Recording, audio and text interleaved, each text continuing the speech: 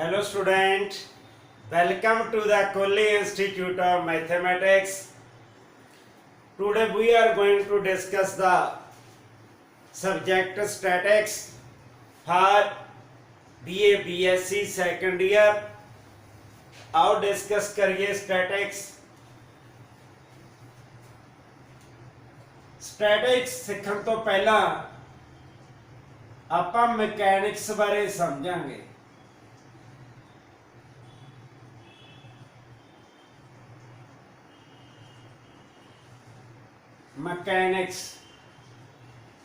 Mechanics ਕੀ ਹੁੰਦੀ ਹੈ? ਠੀਕ,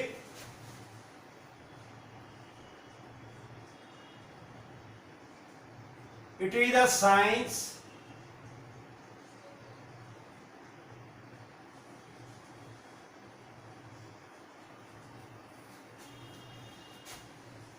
science which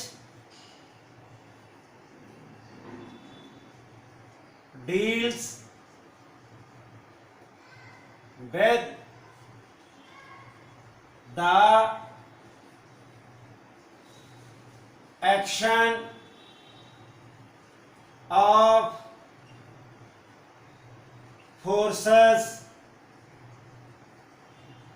on the bodies. Action of forces, forces ਦਾ ਐਕਸ਼ਨ। ਮਕੈਨਿਕਸ ਕੀ ਹੈ? ਇੱਕ ਸਾਇੰਸ ਹੈ ਜਿਹੜੀ ਕਿ ਸੰਬੰਧ ਰੱਖਦੀ ਹੈ, ਕਾਹਦੇ ਨਾਲ ਸੰਬੰਧ ਰੱਖਦੀ ਹੈ? ਐਕਸ਼ਨ ਆਫ ਫੋਰਸਿਸ ਦੇ ਨਾਲ ਸੰਬੰਧ ਰੱਖਦੀ ਹੈ। ਉਹ ਫੋਰਸਿਸ ਕਿਹੜੀਆਂ ਨੇ? ਜਿਹੜੀਆਂ ਕਿਸੇ ਬਾਡੀਜ਼ ਦੇ ਉੱਪਰ ਲੱਗੀਆਂ ਹੁੰਦੀਆਂ ਨੇ। ਠੀਕ, ਮਕੈਨਿਕਸ ਕੀ ਹੈ? there are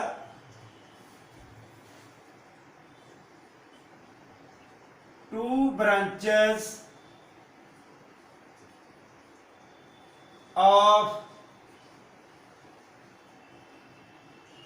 mechanics।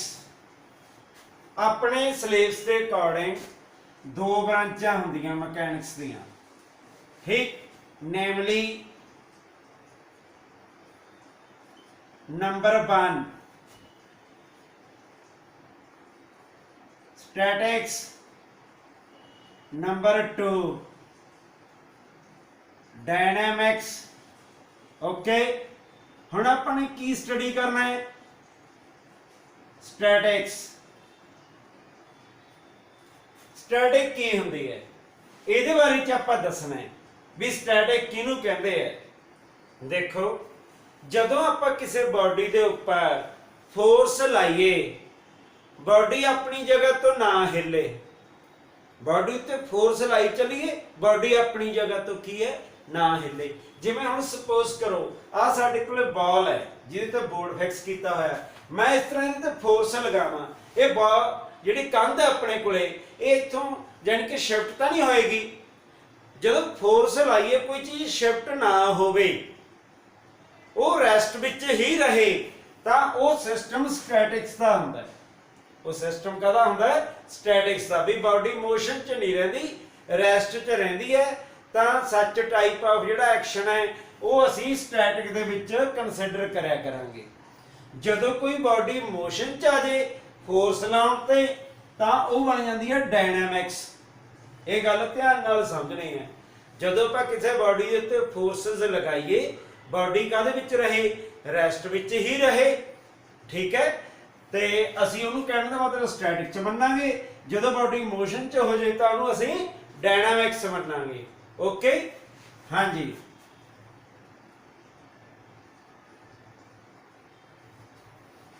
It is the branch of mechanics. Static की हुंदी है? It is the branch of mechanics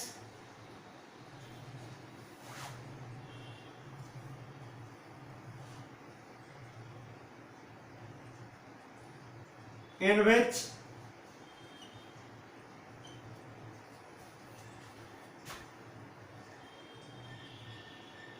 when forces are applied on the body, on the body may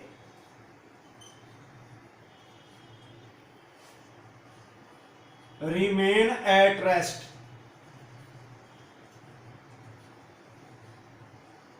ਆ ਮੇਨ ਪੁਆਇੰਟ ਹੈ ਵੀ ਜਦੋਂ ਅਸੀਂ ਕਹਿੰਦਾ ਸਟੈਟਿਕ ਕੀ ਹੈ, ਇਹ ਮਕੈਨਿਕਸ ਦੀ ਬ੍ਰਾਂਚ ਹੈ। ਇਹਦੇ ਵਿੱਚ ਹੁੰਦਾ ਕੀ ਹੈ, when forces are applied on the body may remain at rest, ਵੀ ਬੋਡੀ ਰੈਸਟ ਵਿੱਚ ਰਹਿੰਦੀ ਹੈ, ਆਪਣੀ ਜਗ੍ਹਾ ਤੋਂ ਨਹੀਂ ਹਿਲਦੀ। ਠੀਕ, ਓਕੇ। ਹਾਂਜੀ, number 2 dynamics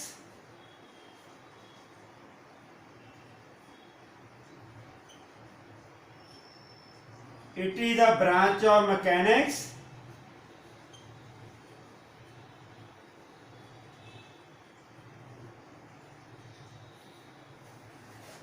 in which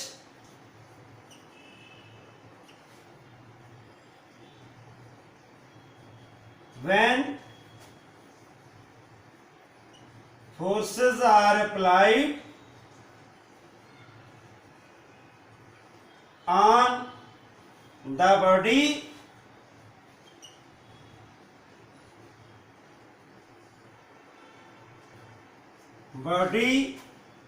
is in motion, body ਕਾਹਦੇ ਵਿੱਚ ਰਹਿੰਦੀ ਹੈ, motion ਚ ਹੋ ਜਾਂਦੀ ਹੈ। ਓਕੇ, ਇਹ ਗੱਲ ਧਿਆਨ ਨਾਲ ਕੀ ਹੈ ਸਮਝਣੀ ਹੈ। ਜਿਵੇਂ ਆਪਾਂ ਇਸ ਨੂੰ ਡਾਇਗਰਾਮੈਟਿਕਲੀ ਸਮਝ ਲਈਏ, ਡਾਇਗਰਾਮ ਦੇਖੋ ਬੇਟੇ, ਸਟੈਟਿਕ ਦੀ ਡੈਫੀਨੇਸ਼ਨ ਦੇ ਅਕੋਰਡਿੰਗ ਡਾਇਗਰਾਮ ਆ ਆਪਣੇ ਕੋਲੇ ਕੀ ਹੈ। ਸਪੋਜ਼ ਕਰੋ ਆਪਾਂ ਬੱਸ ਬਣਾ ਲਈ, ਠੀਕ, ਇਹਦੇ ਤੇ ਆਪਾਂ ਕੀ ਆ ਫੋਰਸਸ ਲਗਾ ਰਹੇ ਹਾਂ, ਸਟਾਰਟ ਨਹੀਂ ਹੋਈ ਸੀ ਬੱਸ, ਠੀਕ ਹੈ। ਵੀ ਮੰਨ ਲਓ 3 ਜਾਨੀ ਕਿ ਸਟੂਡੈਂਟ ਲੱਗ ਗਏ, ਜਿਵੇਂ ਸਵੇਰੇ ਉਹਨਾਂ ਨੇ ਕਾਲਜ ਜਾਣਾ ਸੀਗਾ ਤੇ ਬੱਸ ਤੁਹਾਨੂੰ ਪਤਾ ਸਟਾਰਟ ਨਹੀਂ ਹੋਈ, ਤਾਂ ਕਹਿਣ ਦਾ ਮਤਲਬ ਬੱਸ PRTC ਲਗਾ ਲਓ। ਹਾਂਜੀ ਹਾਂਜੀ, ਜੇ ਧੱਕਾ ਲਾਉਣ ਲੱਗੇ ਸਟਾਰਟ ਨਹੀਂ ਹੋ ਰਹੀ, ਤਾਂ ਇਹਦਾ ਮਤਲਬ ਇਹਨਾਂ ਨੇ ਫੋਰਸ ਤਾਂ ਲਾਈ, ਤਾਂ ਯਾਨੀ ਕਿ ਬੱਸ ਮੋਸ਼ਨ 'ਚ ਨਹੀਂ ਆਈ। ਠੀਕ ਹੈ, ਤਾਂ ਇਹਦਾ ਮਤਲਬ ਹੈ ਇਹ ਕਾਹਦੇ ਵਿੱਚ ਖੜੀ ਹੈ, ਇਹ ਫਿਰ ਰੈਸਟ 'ਚ ਖੜੀ ਹੈ। ਮਤਲਬ ਇਹ ਸਟੈਟਿਕ ਪੋਜੀਸ਼ਨ 'ਚ ਹੈ। ਵੀ ਆਪਾਂ ਕਿਸੇ ਬਾਡੀ ਦੇ ਉੱਤੇ ਫੋਰਸ ਲਾਈਏ, ਬਾਡੀ ਆਪਣੀ ਜਗ੍ਹਾ ਤੋਂ ਨਾ ਹਿੱਲੇ, ਤਾਂ ਇਟ ਮੀਨਸ ਉਹ ਸਿਸਟਮ ਕਾਹਦੇ ਵਿੱਚ ਆਉਂਦਾ ਹੋਊਗਾ, ਸਟੈਟਿਕਸ ਦਾ। ਇਹ ਪਹਿਲਾ ਕਨਸੈਪਟ ਹੈ, ਇਹ ਬੜੇ ਧਿਆਨ ਨਾਲ ਸਮਝਣਾ। ਠੀਕ ਹੈ, ਡਾਇਨਾਮਿਕਸ ਜਿਵੇਂ ਸੈਕੰਡ ਪਾਰਟ। ਲਓ ਜੀ, ਬੱਸ ਆਪਾਂ ਫੇਰ ਬਣਾਤੀ ਹੈ ਨਾ, ਆਏ ਮੈਂ ਤੁਹਾਨੂੰ ਡਾਇਗਰਾਮਾਂ ਬਣਾ ਸਮਝਾਉਂ। ਮੰਨ ਲਓ 3, ਇੱਥੇ ਪਤਾ ਕੀ ਕੀਤਾ, ਇੱਕ ਜਿਹੜਾ ਹੋਰ ਆ ਗਿਆ। ਪਹਿਲਾਂ ਕਿੰਨੇ ਮੈਂਬਰ ਲਾਏ ਹੋਏ ਸੀ, 3 ਸਟੂਡੈਂਟ ਸੀ, ਇੱਕ ਚੌਥਾ ਹੋਰ ਸਟੂਡੈਂਟ ਆ ਗਿਆ, ਤਾਂ ਇਹਨੇ ਇਹ ਧੱਕਾ ਲਾਇਆ, ਬੱਸ ਚੱਲ ਪਈ, ਮੋਸ਼ਨ 'ਚ ਹੋ ਗਈ। ਠੀਕ, ਬੱਸ ਕਾਹਦੇ ਵਿੱਚ ਹੋ ਗਈ ਫਿਰ, ਮੋਸ਼ਨ 'ਚ। ਆ ਮੈਂ ਐਰੋ ਲਾਤਾ ਵੀ ਇੱਧਰ ਨੂੰ ਮੋਸ਼ਨ ਹੋਊਗੀ, ਆ ਮੋਸ਼ਨ ਹੋ ਗਈ। ਠੀਕ ਹੈ, ਰੈਸਟ ਵਿੱਚ ਆਪਾਂ ਐਰੋ ਆਏ ਲਾ ਨਹੀਂ ਸਕਦੇ ਵੀ ਬੋਡੀ ਤਾਂ ਖੜੀ ਰਹੂਗੀ। ਆ ਆਪਣੇ ਕੋਲੇ ਗਰਾਊਂਡ ਲੈਵਲ ਦਿਖਾਇਆ ਵੀ ਗਰਾਊਂਡ ਤੇ ਖੜੀ ਹੈ ਬੱਸ। ਠੀਕ, ਤਾਂ ਇਹਦੇ 'ਚ ਬੋਡੀ ਮੋਸ਼ਨ 'ਚ ਹੋ ਗਈ, ਜੇ ਮੋਸ਼ਨ 'ਚ ਹੋ ਗਈ ਤਾਂ ਉਹ ਕੀ ਆਊਗਾ, ਡਾਇਨਾਮਿਕਸ।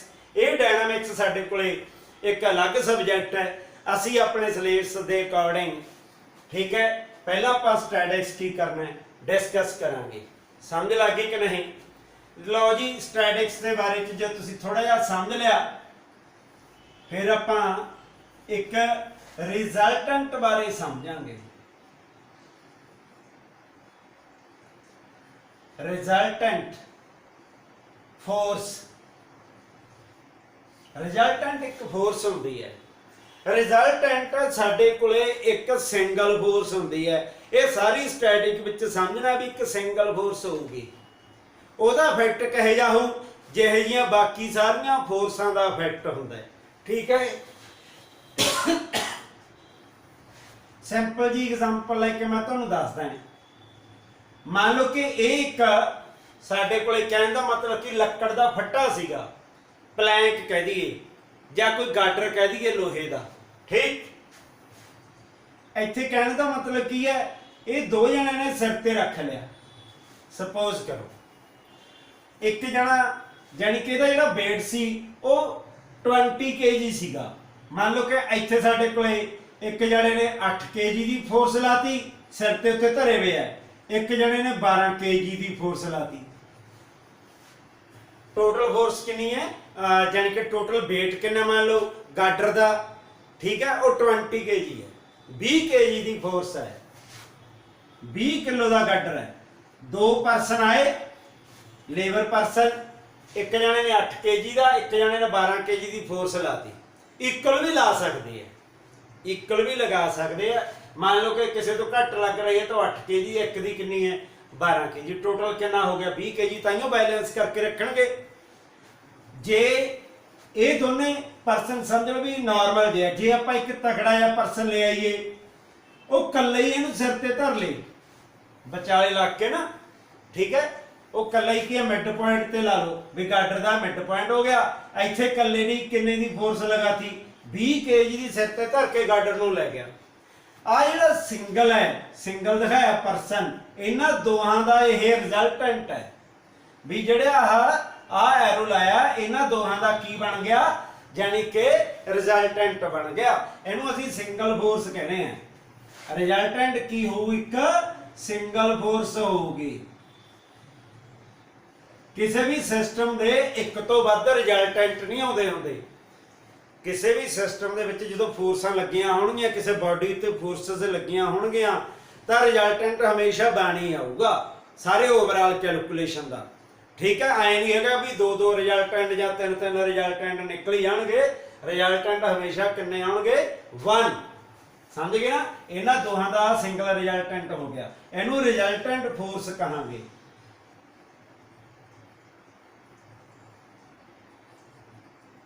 Resultant force. ਹੁਣ ਕਹਿਣ ਦਾ ਮਤਲਬ ਕੀ ਹੈ, ਜਿਵੇਂ ਹੁਣ ਸਪੋਜ਼ ਕਰੋ ਆ ਆਪਣੇ ਕੋਲੇ ਕੀ ਹੈ, ਸਟੋਨ ਹੈ, ਠੀਕ। ਇਹ ਸਟੋਨ ਦੇ ਉੱਪਰ ਬਹੁਤ ਸਾਰੀਆਂ ਫੋਰਸਸ ਲੱਗੀਆਂ ਹੋਈਆਂ। ਇੱਕ ਫੋਰਸ ਐਂ ਲੱਗੀ, ਕੋਈ ਆਊਟਵਰਡ ਲੱਗਦੀ ਹੈ, ਕੋਈ ਇਨਵਰਡ ਲੱਗਦੀ ਹੈ, ਹੈਨਾ। ਇਸ ਤਰ੍ਹਾਂ ਆਪਾਂ ਮੰਨ ਲਓ ਸਾਰੇ ਜਣੇ ਫੋਰਸਸ ਲਗਾਈ ਜਾਂਦੇ ਆ, ਠੀਕ। ਹੁਣ ਇਹ ਸਟੋਨ ਕਹਿਣ ਦਾ ਮਤਲਬ ਕੀ ਹੈ, ਜਦੋਂ ਇਸ ਤਰ੍ਹਾਂ ਆਪਾਂ ਫੋਰਸ ਲਗਾ ਰਹੇ, ਸਟੋਨ ਆਪਣੀ ਜਗ੍ਹਾ ਤੇ ਪਿਆ, ਇਹ ਰੈਸਟ 'ਚ ਰਹੂਗਾ, ਠੀਕ ਹੈ। ਪਰ ਇਹਨਾਂ ਦਾ ਆਪਾਂ ਨੇ ਕੀ ਪਤਾ ਕਰਨਾ ਹੈ, ਇੱਕ ਰਿਜ਼ਲਟੈਂਟ ਪਤਾ ਕਰਨਾ ਹੈ। ਪਰ ਇਹਨਾਂ ਸਾਰਿਆਂ ਦਾ ਇੱਕ ਰਿਜ਼ਲਟੈਂਟ ਕੀ ਹੋਊਗਾ, ਮੰਨ ਲਓ ਮੈਂ ਇੱਥੇ ਸ਼ੋ ਕਰਤਾ ਅਲੱਗ ਤੋਂ, ਇਸ ਨੂੰ ਰਿਜ਼ਲਟੈਂਟ ਸ਼ੋ ਕਰਤਾ,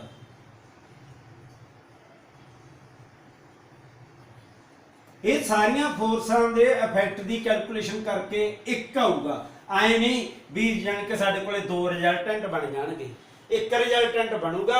ਰਿਜ਼ਲਟੈਂਟ ਹਮੇਸ਼ਾ ਇੱਕ ਸਿੰਗਲ ਫੋਰਸ ਹੁੰਦੀ ਹੈ। ਇਹ ਮੈਂ ਤਾਂ ਬਾਰ-ਬਾਰ ਕਹਿਣਾ ਵੀ ਕਿਤੇ ਤੁਸੀਂ ਦੋ ਕੈਲਕੂਲੇਸ਼ਨਾਂ ਕਰੀ ਜਾਓ, ਹਮੇਸ਼ਾ ਇੱਕ ਸਿੰਗਲ ਫੋਰਸ ਹੋਇਆ ਕਰੂਗੀ resultant. Resultant force is the single force, okay.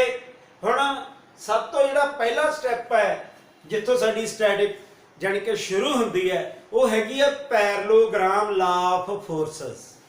Parallelogram law of forces, ਉੱਥੋਂ ਸਟਾਰਟ ਕਰਦੇ ਆ। ਆਓ ਆਪਾਂ ਡਿਸਕਸ ਕਰੀਏ।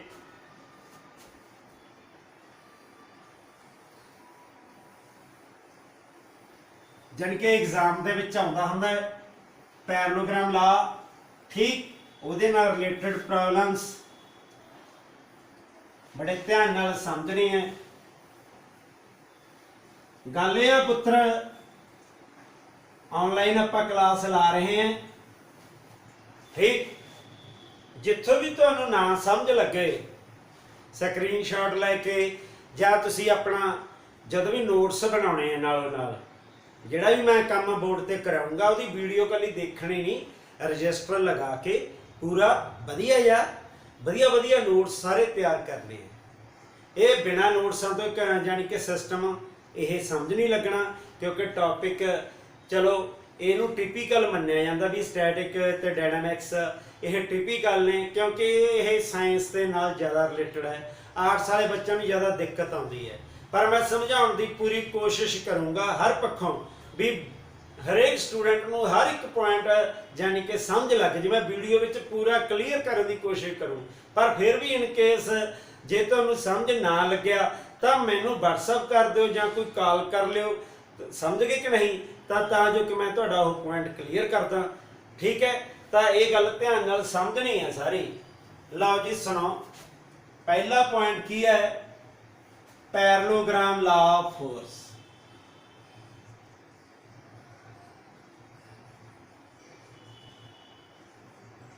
Parallelogram law of forces practical law है, दसांगे तुहानूं भी प्रैक्टिकली किवें अप्लाई हुंदा है। ठीक है, पहला मैं इहदी स्टेटमेंट लिखदा। एग्जाम च स्टेटमेंट आ जाती है भी state the parallelogram law of force. 2 number दे विच इस तरह का क्वेश्चन पुट किया जाता तुहानूं। Statement, if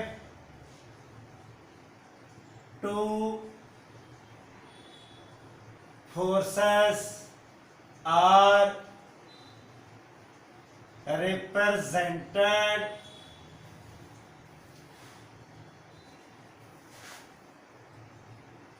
in magnitude and direction, कहना if two forces are represented in magnitude and direction by the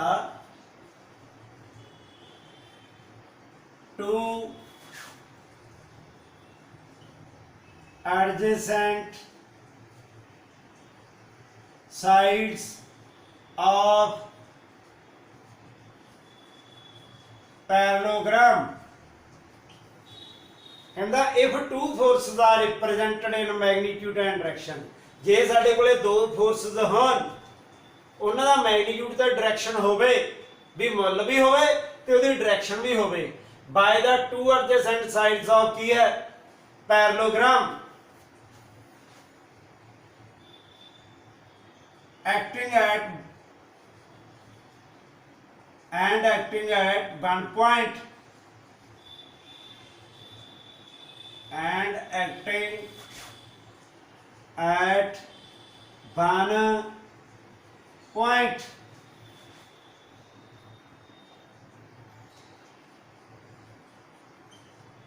there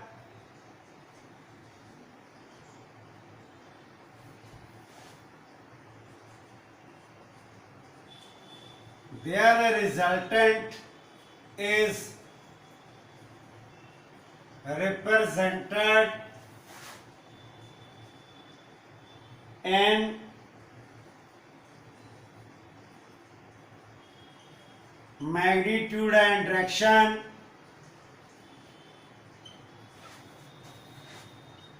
by the diagonal of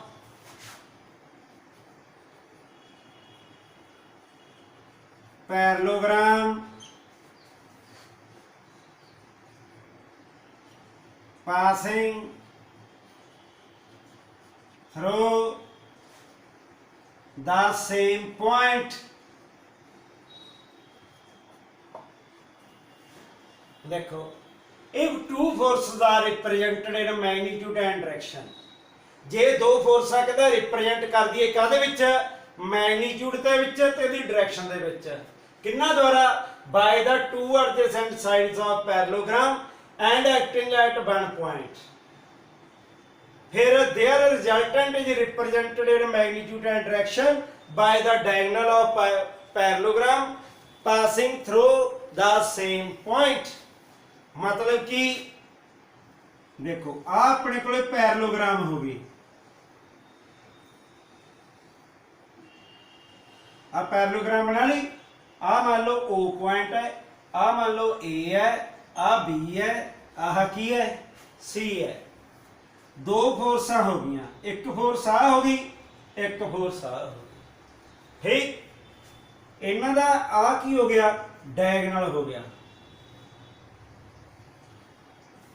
uh diagonal हो गया। ठीक है, मान लो दो फोर्सा की है P ते Q ने, आर इन्हां दा की हो गया, रिजल्टेंट हो गया। देखो डायग्राम यानी कि स्टेटमेंट को डायग्राम च कन्वर्ट किया है।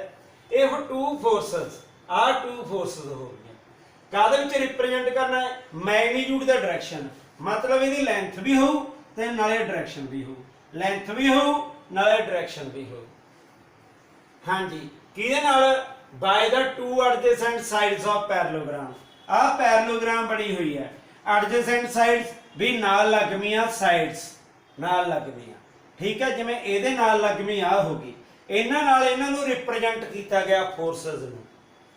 फिर अगे देयर रिजल्टेंट इन्हां दा जिहड़ा रिजल्टेंट होगा is represented in magnitude and direction by the diagonal of parallelogram आ पैरेललोग्राम दा आह की है डायगोनल हो गया इहदे नाल इहनूं रिप्रेजेंट करना है आ इहदी डायरेक्शन हो गई आ इहदी लेंथ हो गई लेंथ मतलब इहदा मैग्नीट्यूड हो गई पता लग गया ना मुल हो गया ठीक है passing through the same point. हुण देखो ਜਿਹੜੀਆਂ दो फोर्सां ने इस पॉइंट चों पास कर ਦੀਆਂ ਤਾਂ ਰਿਜ਼ਲਟੈਂਟ ਵੀ ਕਹਿੰਦਾ ਇਹਨਾਂ ਚੋਂ ਹੀ ਪਾਸ ਕਰੂਗਾ ਸੇਮ ਪੁਆਇੰਟ ਇਹਨੂੰ ਸੇਮ ਪੁਆਇੰਟ ਕਹਿੰਦੇ ਨੇ ਠੀਕ ਹੈ। ਤਾਂ ਹੁਣ ਅਗਲੇ ਸਟੈਪ ਦੇ ਵਿੱਚ ਆਪਾਂ ਰਿਜ਼ਲਟੈਂਟ ਦੀ ਵੈਲਿਊ ਕੱਢਣੀ ਸਿੱਖਾਂਗੇ ਠੀਕ ਹੈ। ਰਿਜ਼ਲਟੈਂਟ ਦਾ ਫਾਰਮੂਲਾ ਤਿਆਰ ਕਰਾਂਗੇ ਜੋ ਆਪਾਂ ਹਰੇਕ ਨੂਮੈਰੀਕਲ ਪ੍ਰੋਬਲਮ 'ਚ ਅਪਲਾਈ ਕਰਿਆ ਕਰਾਂਗੇ ਇਹ ਗੱਲਾਂ ਬੜੀਆਂ ਧਿਆਨ ਨਾਲ ਸਮਝਣੀਆਂ ਹਨ ਆਓ ਡਿਸਕਸ ਕਰੀਏ ठीक है। ये मैं तुहानू पैरेललोग्राम की डेफिनेशन दसी है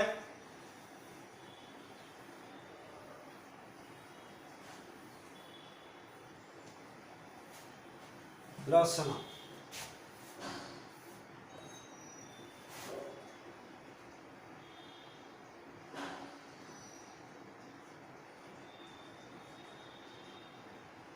to find the resultant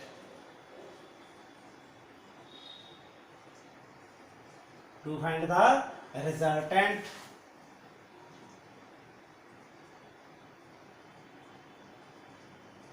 and parallelogram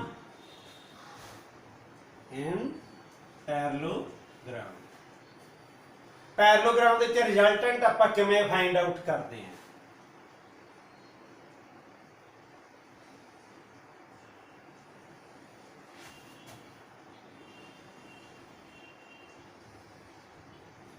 लो जी असी पैरेललोग्राम शो करती ठीक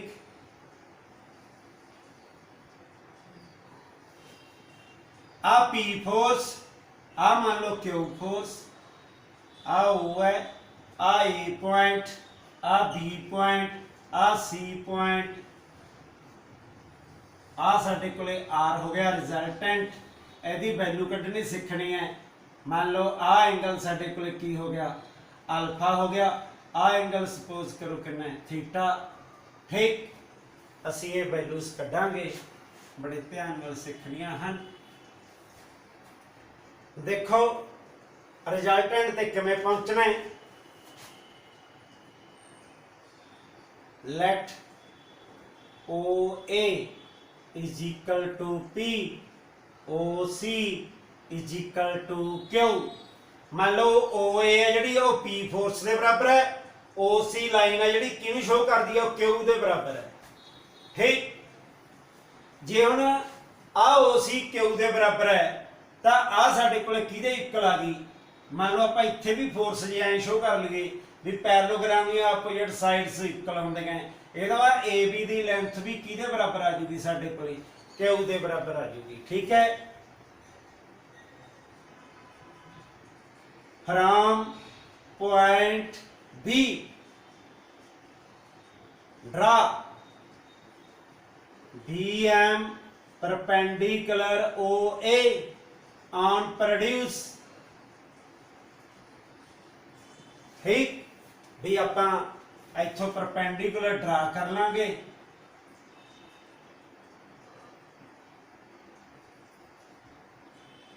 आ परपेंडिकुलर ड्रा कर लिया समझ गए हाँ जी। फिर की है an right angle triangle OMB OB square Pythagoras theorem OM square plus BM square.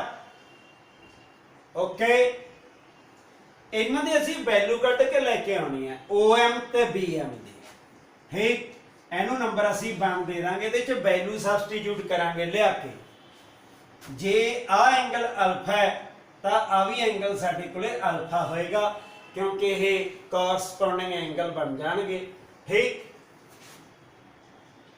And right angle triangle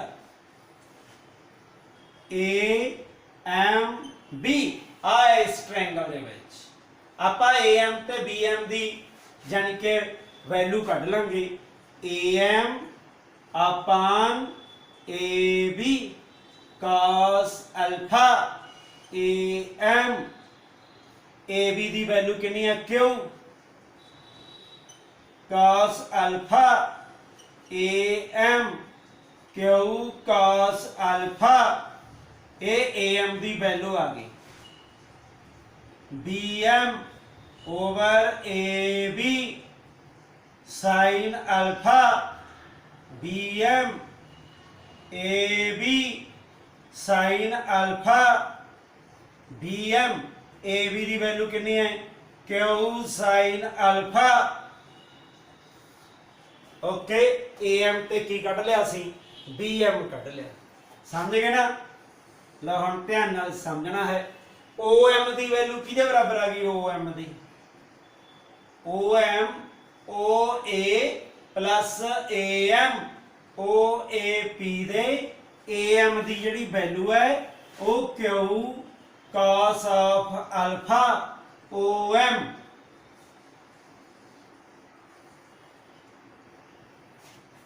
हाँ जी, फ्रॉम फर्स्ट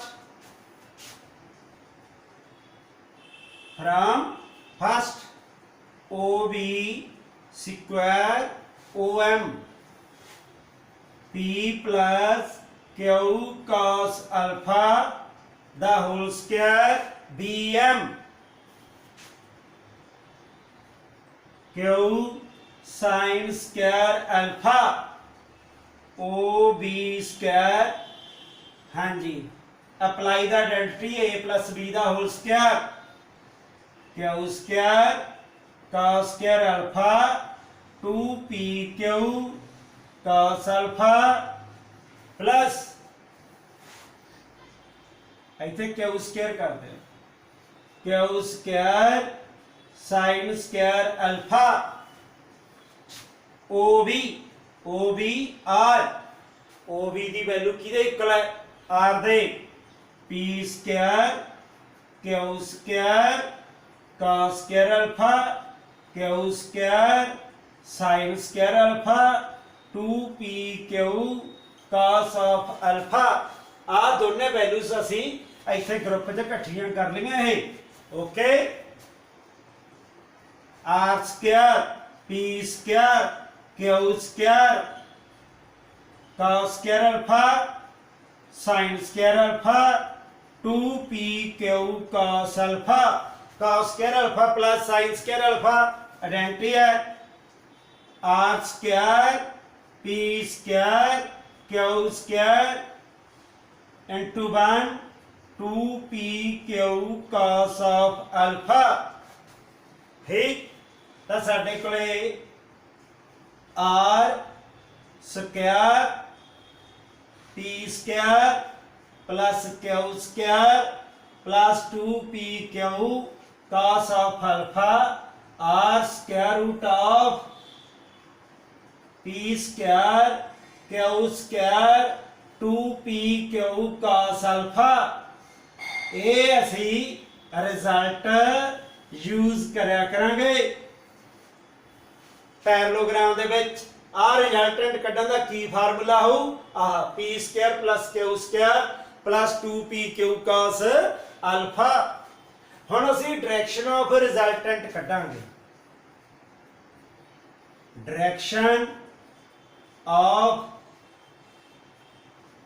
रिजल्टेंट भी डायरेक्शन ऑफ रिजल्टेंट का की मतलब है भी जिहड़ी रिजल्टेंट फोर्स लगी हुई है वो हॉरिजेंटल कंपोनेंट नाल किन्ने दा एंगल बनाउंदी है हॉरिजेंटल कंपोनेंट जिहड़ी आ हॉरिजेंटल फोर्स है ਇਹਦੇ ਨਾਲ ਕਿੰਨੇ ਦਾ ਐਂਗਲ ਬਣਾਉਂਦੀ ਹੈ ਉਹ ਅਸੀਂ ਡਾਇਰੈਕਸ਼ਨ ਆਫ ਰਿਜ਼ਲਟੈਂਟ ਤੋਂ ਕੱਢਦੇ ਆ ਕਿਵੇਂ ਸਭ ਤੋਂ ਪਹਿਲਾਂ an right angle triangle OMB OMB ठीक हाँ जी BM यानी कि tan थीटा किहदे इक्वल आएगा BM over OM okay BM over सारा OM BM OM दी value OA plus AM tan of theta BM जिहड़ी BM दी वैल्यू कितनी है Q sin alpha over OA दी वैल्यू है P प्लस जिहड़ा असी AM कढ़िया Q cos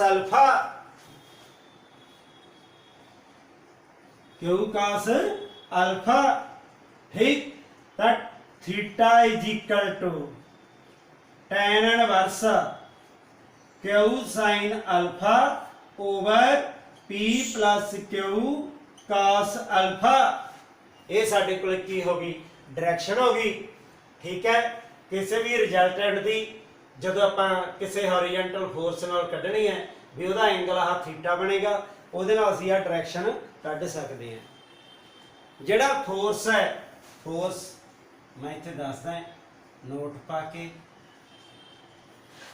फोर्स आर्ट्स वाले बच्चे ध्यान नाल समझणगे फोर्स मतलब पंजाबी च जां कई बारी असीं समझने भी इहनूं बल कहंदे आ बल